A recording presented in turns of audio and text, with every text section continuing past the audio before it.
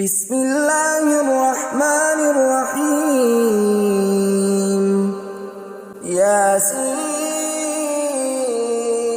والقرآن الحكيم إنك لمن المرسلين على صراط مستقيم تنزيل العزيز الرحيم لتنذر قوما ما أنذر آباؤهم فهم غافلون لقد حق القول على أكثرهم فهم لا يؤمنون إنا جعلنا في أعناقهم أغلالا فهي إلى الأذقان فهم مقمحون وجعلنا من بين أيديهم سدا ومن خلفهم سدا فأغشيناهم فهم لا يبصرون وسواء عليهم أأنذرتهم أم لم تنذرهم لا يؤمنون إنما تنذر من اتبع الذكر وخشي الرحمن بالغيب فبشره بمغفرة وأجر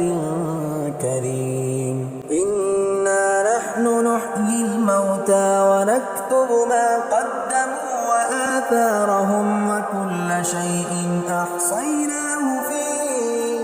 إمام مبين واضرب لهم مثلا أصحاب القرية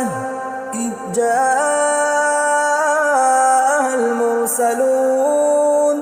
إذ أرسلنا إليهم اثنين فكذبوهما فعززنا بثالث فقالوا إنا إليكم مرسلون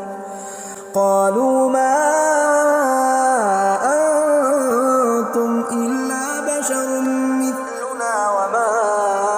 أنزل الرحمن من شيء إن أنتم إلا تكذبون قالوا ربنا يعلم إنا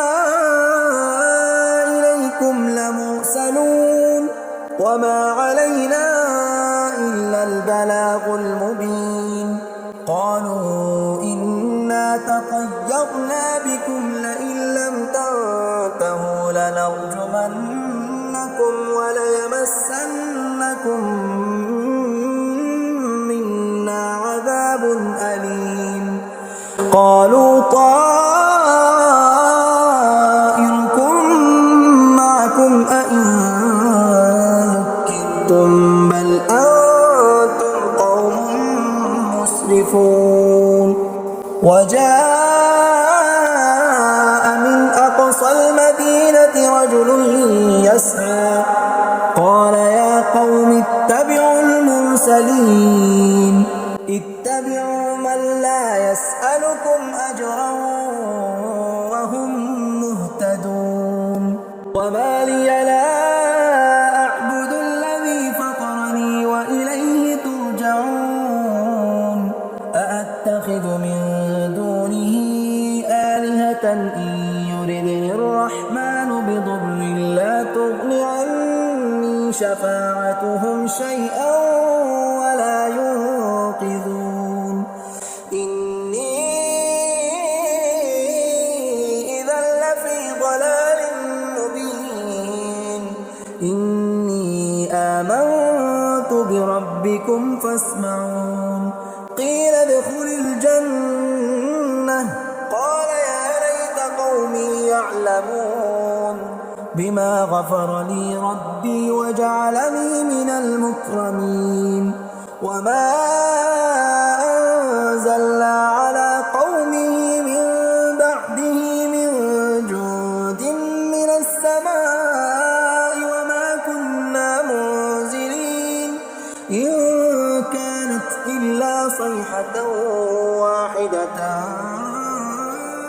فإذا هم خامدون يا حسرة على العباد ما يأتيهم من رسول إلا كانوا به يستهزئون ألم يروا كم أهلكنا قبلهم من القرون أنهم إليهم لا يرجعون وإن كل لما جميع لدينا محضرون وآية لهم الأرض الميتة أحييناها وأخرجنا منها حبا فمنه يأكلون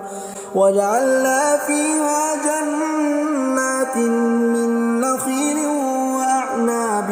وفجرنا فيها من العيون ليأكلوا من ثمره وما عملته أيديهم أفلا يشكرون سبحان الذي خلق الأزواج كلها مما تنبت الأرض ومن أنفسهم ومما لا يعلمون وآية لهم الليل نسلخ منه النهار فإذا هم مظلمون والشمس تجري لمستقر لها ذلك تقدير العزيز العليم والقمر قدرناه منازل حتى عاد كالعرجون القديم لا الشمس ينبغي لها أن تدرك القمر ولا الليل سابق النهار وكل في فلك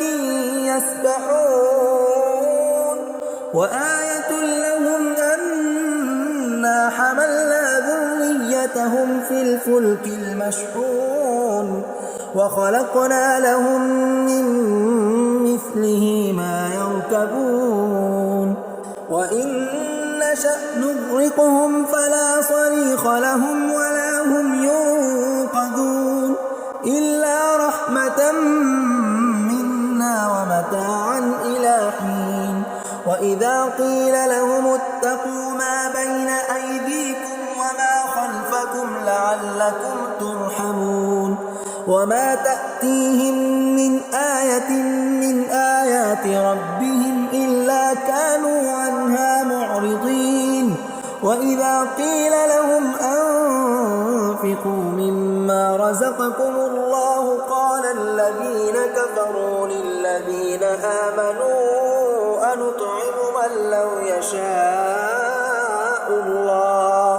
أنطعم من لو يشاء الله أطعمه إن أنتم إلا في ضلال مبين ويقولون متى هذا الوعد إن كنتم صادقين ما ينظرون إلا صيحة واحدة تأخذهم وهم يخصمون فلا يستطيعون توصية ولا إلى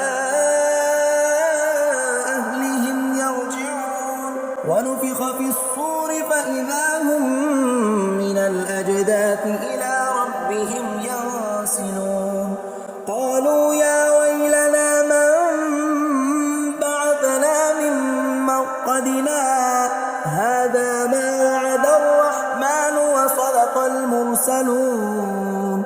إن كانت إلا صيحة واحدة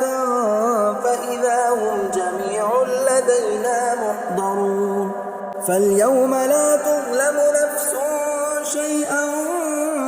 ولا تجزون إلا ما كنتم تعملون إن أصحاب الجنة اليوم في شغل فاكهون هم وأزواجهم في ظلال على الأرائك متكئون لهم فيها فاكهة ولهم ما يدعون سلام قولا من رب رحيم وامتازوا اليوم أيها المجرمون ألم أعهد إليكم يا بني آدم آدم ألا تعبدوا الشيطان إنه لكم عدو مبين وأن اعبدوني هذا صراط مستقيم ولقد أضل منكم جبلا كثيرا أفلم تكونوا تعقلون هذه جهنم التي كنتم توعدون اصلوها اليوم بما كنتم تكفرون اليوم نختم على أفواههم وتكلمنا أيديهم وتشهد أرجلهم بما كانوا يكسبون ولو نشاء لطمسنا على أعينهم فاستبقوا الصراط فأنى يبصرون ولو نشاء لمسخناهم على مكانتهم فما استطاعوا مضيا ولا يرجعون ومن نعمره ننكسه في الخلق أفلا يعقلون وما علمناه الشعر وما ينبغي له إن هو إلا ذكر وقرآن مبين لينذر من كان حيا ويحق القول على الكافرين أولم يروا أنا خلقنا لهم مما عملت أيدينا أنعاما فهم لها مالكون وذللناها لهم فمنها ركوبهم ومنها يأكلون ولهم فيها منافع ومشارب أفلا يشكرون واتخذوا من دون الله آلهة لعلهم ينصرون لا يستطيعون نصرهم وهم لهم جند محضرون فلا يحزنك قولهم إنا نعلم ما يسرون وما يعلنون أولم يرى الإنسان أنا خلقناه من نطفة فإذا هو خصيم مبين وضرب لنا مثلا ونسي خلقه قال من يحيي العظام وهي رميم قل يحييها الذي أنشأها أول مرة وهو بكل خلق عليم الذي جعل لكم من الشجر الأخضر نارا فإذا أنتم منه توقدون أوليس الذي خلق السماوات والأرض بقادر على أن يخلق مثلهم بلى وهو الخلاق العليم إنما أمره إذا أراد شيئا أن يقول له كن فيكون فسبحان الذي بيده ملكوت كل شيء وإليه ترجعون بسم الله الرحمن الرحيم الرحمن علم القرآن خلق الإنسان علمه البيان الشمس والقمر بحسبان والنجم والشجر يسجدان والسماء رفعها ووضع الميزان ألا تطغوا في الميزان وأقيموا الوزن بالقسط ولا تخسروا الميزان والأرض وضعها للأنام فيها فاكهة والنخل ذات الأكمام والحب ذو العصف والريحان فبأي آلاء ربكما تكذبان خلق الإنسان من صلصال كالفخار وخلق الجان من مارج من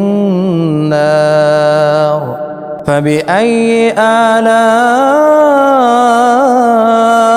ربكما تكذبان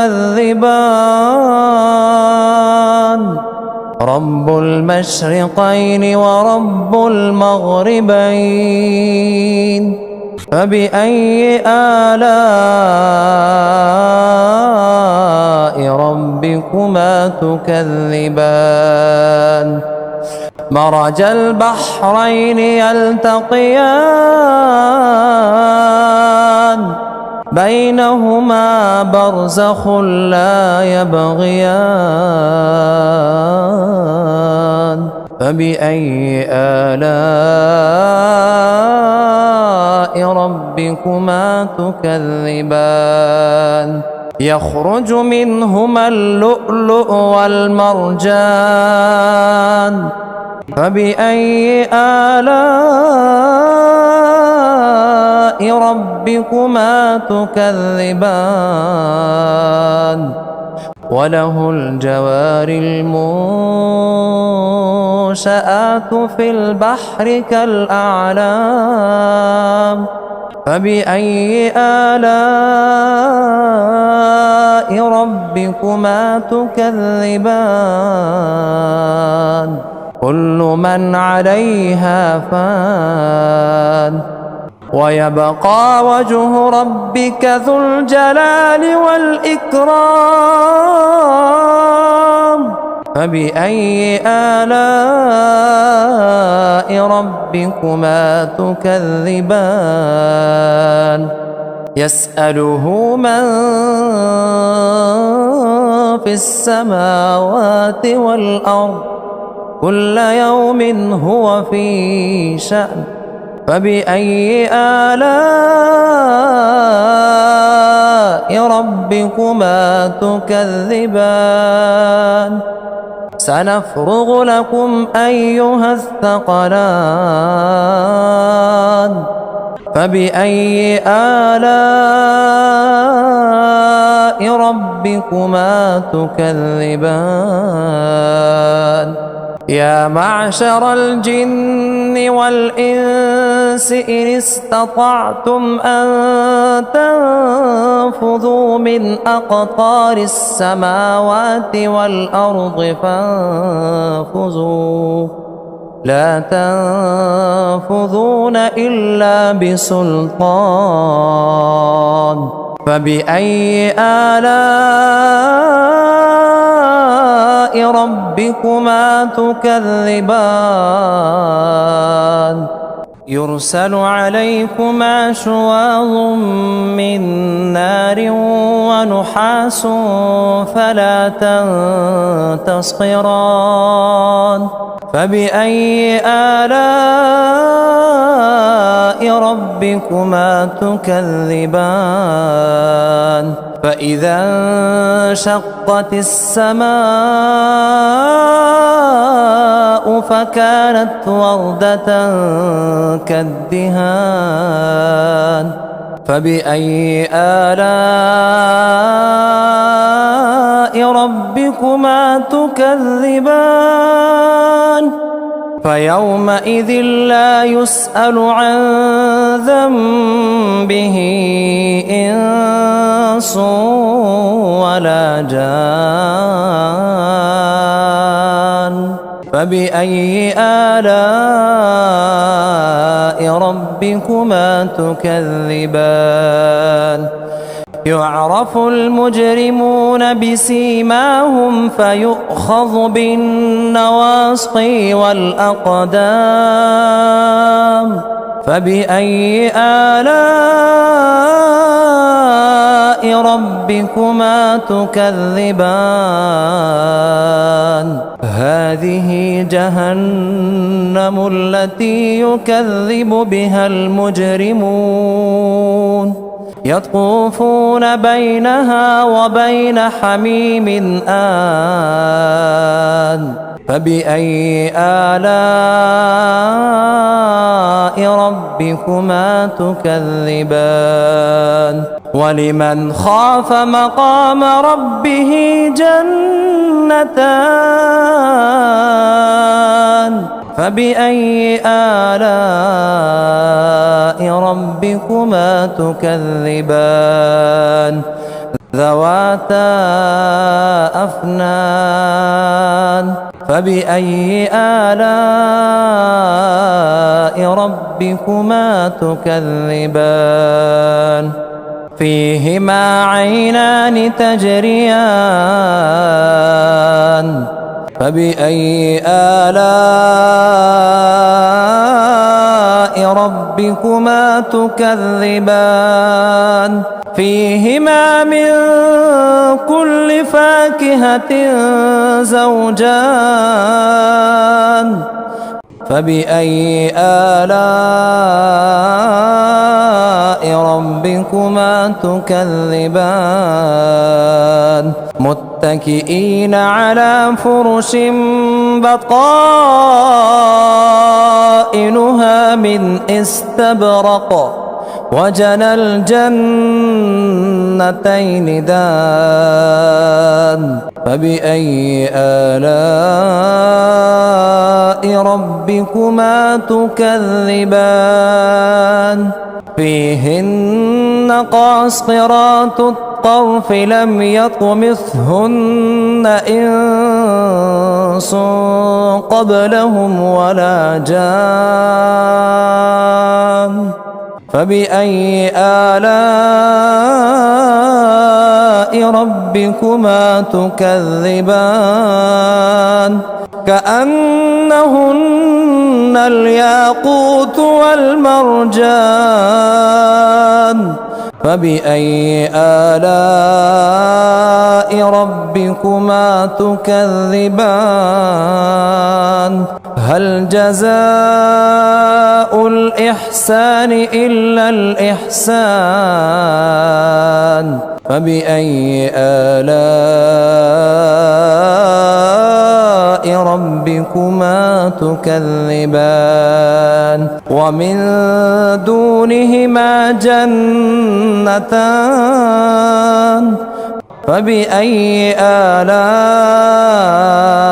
ربكما تكذبان مدهامتان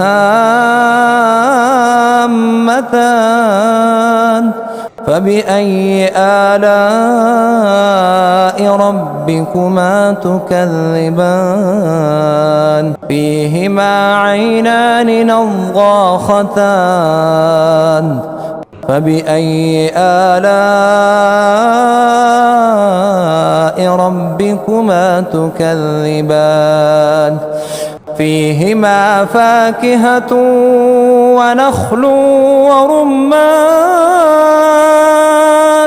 فبأي آلاء ربكما تكذبان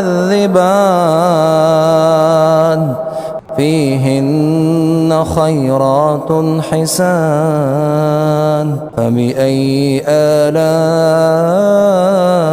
ربكما تكذبان حور مقصورات في الخيام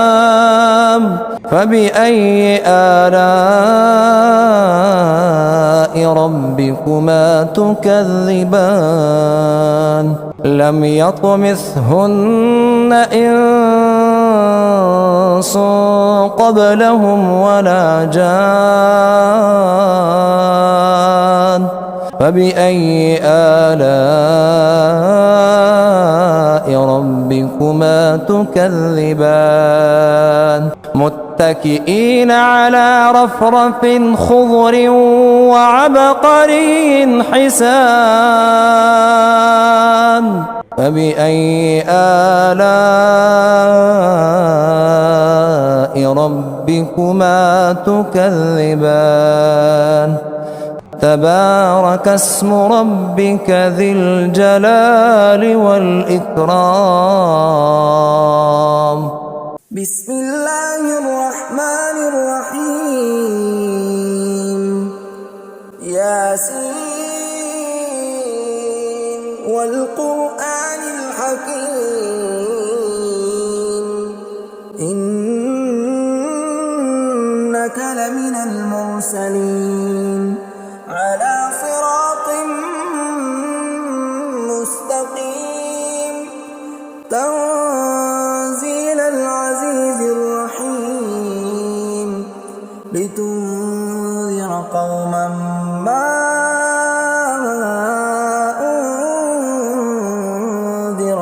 آباؤهم فهم غافلون لقد حق القول على أكثرهم فهم لا يؤمنون إنا جعلنا في أعناقهم أغلالا فهي إلى الأذقان فهم مقمحون وجعلنا من بين أيديهم سدا ومن خلفهم سدا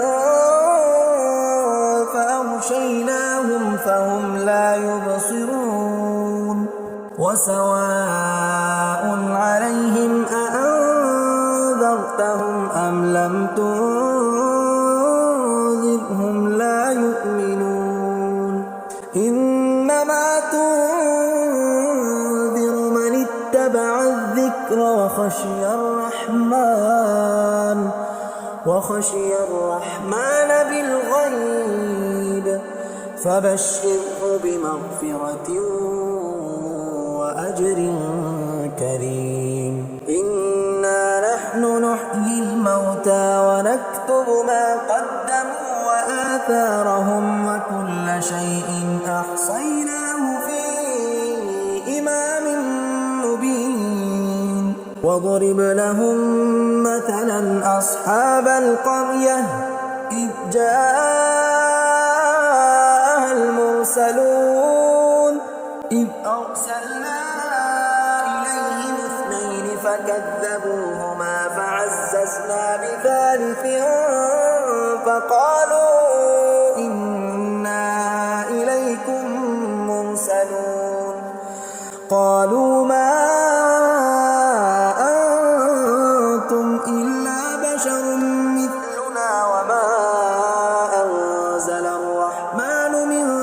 شيء إن أنتم إلا تكذبون قالوا ربنا يعلم إنا إليكم لمرسلون وما علينا إلا البلاغ المبين قالوا إنا تطيرنا بكم لئن لم تنتهوا لنرجمنكم وليمسنكم منا عذاب أليم قالوا طائركم معكم أئن ذكرتم بل أنتم قوم مسرفون وجاء من أقصى المدينة رجل يسعى قال يا قوم اتبعوا المرسلين اتبعوا من لا يسألكم أجرا وهم مهتدون وما لي لا أعبد الذي فطرني وإليه ترجعون أأتخذ من دونه آلهة إن يردني الرحمن بضر لا تغن عني شفاعتهم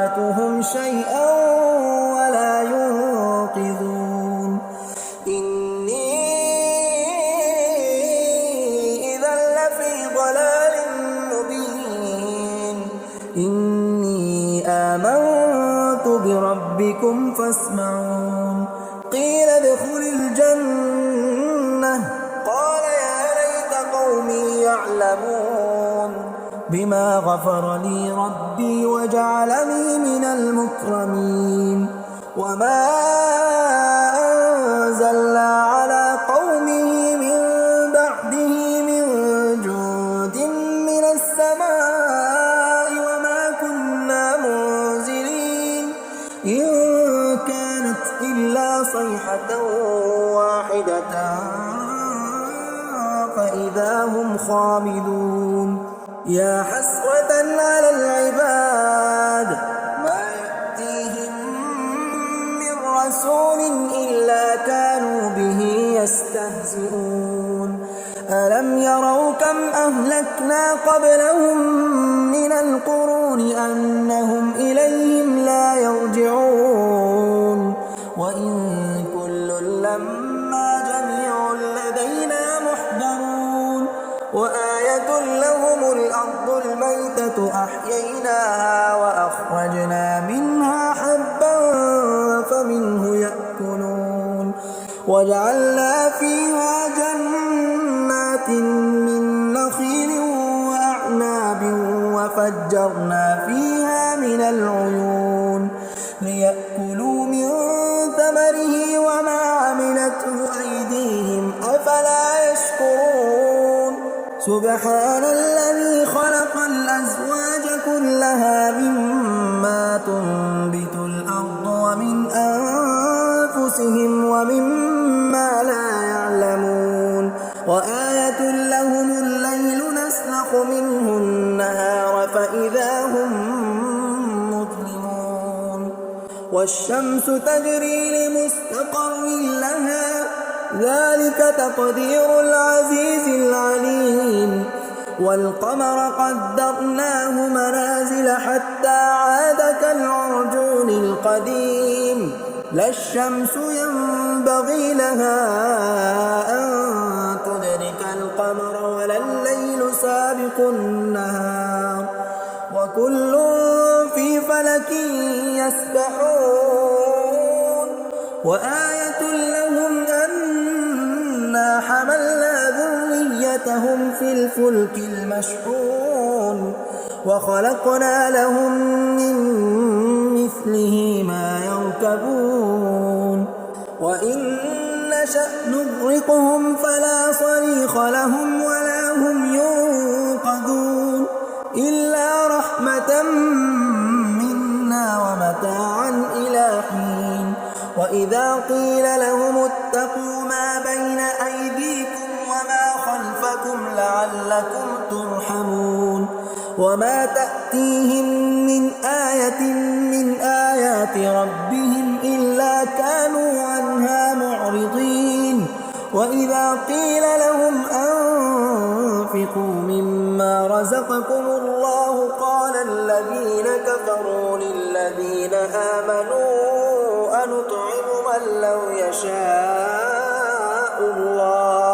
أنطعم من لو يشاء الله أطعمه إن أنتم إلا في ضلال مبين ويقولون متى هذا الوعد إن كنتم صادقين ما ينظرون إلا صيحة واحدة تأخذهم وهم يخصمون فلا يستطيعون توصية ولا إلى أهلهم يرجعون ونفخ في الصور فإذا هم من الأجداث إلى ربهم ينسلون قالوا يا ويلنا من بعثنا من مرقدنا هذا ما وعد الرحمن وصدق المرسلون إن كانت إلا صيحة واحدة فإذا هم جميع لدينا محضرون فاليوم لا تظلم نفس شيئا ولا تجزون إلا ما كنتم تعملون إن أصحاب شغل فاكهون هم وأزواجهم في ظلال على الأرائك متكئون لهم فيها فاكهة ولهم ما يدعون سلام قولا من رب رحيم وامتازوا اليوم أيها المجرمون ألم أعهد إليكم يا بني آدم ألا تعبدوا الشيطان إنه لكم عدو مبين وأن اعبدوني هذا صراط مستقيم ولقد أضل منكم جبلا كثيرا أفلم تكونوا تعقلون هذه جهنم التي كنتم توعدون اصلوها اليوم بما كنتم تكفرون اليوم نختم على أفواههم وتكلمنا أيديهم وتشهد أرجلهم بما كانوا يكسبون ولو نشاء لطمسنا على أعينهم فاستبقوا الصراط فأنى يبصرون ولو نشاء لمسخناهم على مكانتهم فما استطاعوا مضيا ولا يرجعون ومن نعمره ننكسه في الخلق أفلا يعقلون وما علمناه الشعر وما ينبغي له إن هو إلا ذكر وقرآن مبين لينذر من كان حيا ويحق القول على الكافرين أولم يروا أنا خلقنا لهم مما عملت أيدينا أنعاما فهم لها مالكون وذللناها لهم فمنها ركوبهم ومنها يأكلون ولهم فيها منافع ومشارب أفلا يشكرون واتخذوا من دون الله آلهة لعلهم ينصرون لا يستطيعون نصرهم وهم لهم جند محضرون فلا يحزنك قولهم إنا نعلم ما يسرون وما يعلنون أولم ير الإنسان أنا خلقناه من نطفة فإذا هو خصيم مبين وضرب لنا مثلا ونسي خلقه قال من يحيي العظام وهي رميم قل يحييها الذي أنشأها أول مرة وهو بكل خلق عليم الذي جعل لكم من الشجر الأخضر نارا فإذا أنتم منه توقدون أوليس الذي خلق السماوات والأرض بقادر على أن يخلق مثلهم بلى وهو الخلاق العليم إنما أمره إذا أراد شيئا أن يقول له كن فيكون فسبحان الذي بيده ملكوت كل شيء وإليه ترجعون بسم الله الرحمن الرحيم الرحمن علم القرآن خلق الإنسان علمه البيان الشمس والقمر بحسبان والنجم والشجر يسجدان والسماء رفعها ووضع الميزان ألا تطغوا في الميزان وأقيموا الوزن بالقسط ولا تخسروا الميزان والأرض وضعها للأنام فيها فاكهة والنخل ذات الأكمام والحب ذو العصف والريحان فبأي آلاء ربكما تكذبان خلق الإنسان من صلصال كالفخار وخلق الجان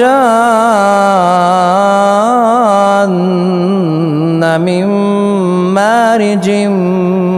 من نار فبأي آلاء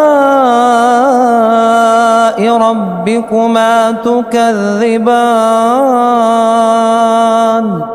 رب المشرقين ورب المغربين فبأي آلاء ربكما تكذبان مرج البحرين يلتقيان بينهما برزخ لا يبغيان فبأي آلاء ربكما تكذبان يخرج منهما اللؤلؤ والمرجان فبأي آلاء ربكما تكذبان وله الجوار المنشآت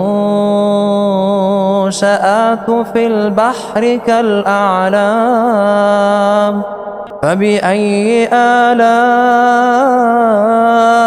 ربكما تكذبان كل من عليها فان ويبقى وجه ربك ذو الجلال والإكرام فبأي آلاء ربكما تكذبان يسأله من في السماوات والأرض كل يوم هو في شأن فبأي آلاء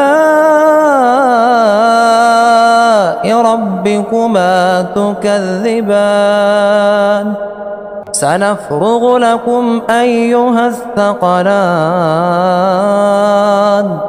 فبأي آلاء ربكما تكذبان يا معشر الجن والإنس إن استطعتم أن تنفذوا من أقطار السماوات والأرض فانفذوا لا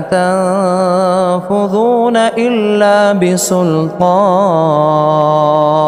فبأي آلاء